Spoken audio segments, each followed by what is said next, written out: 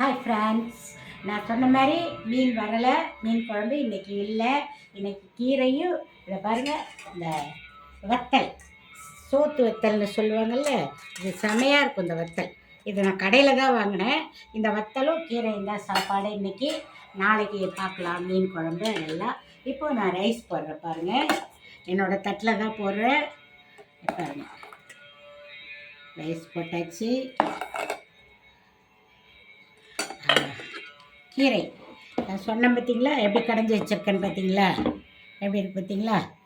இதை அப்படியே இதில் போட்டு சாப்பாட்டில் போட்டு அதை அப்படியே பிசைஞ்சு சாப்பிட்டா அவ்வளோ அருமையாக இருக்கும்.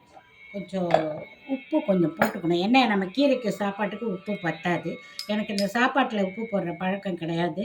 அதனால் கீரைக்கு உப்பு பத்தாது அதில். அதனால் நம்ம அதை கொஞ்சம் தள்ளிட்டு, நீங்கள்லாம் என்ன பண்ணீங்க, என்ன சாப்பிட்டீங்க? ஆல்ரெடி டைம் ஓவர் இன்றைக்கி நான் சாப்பிட்றது. நீங்கள்லாம் சாப்பிட்டே முடிச்சிருப்பீங்க. நான் கொஞ்சம் லேட் இன்றைக்கி, இந்த சமையலில் லேட் ஆகிடுச்சு.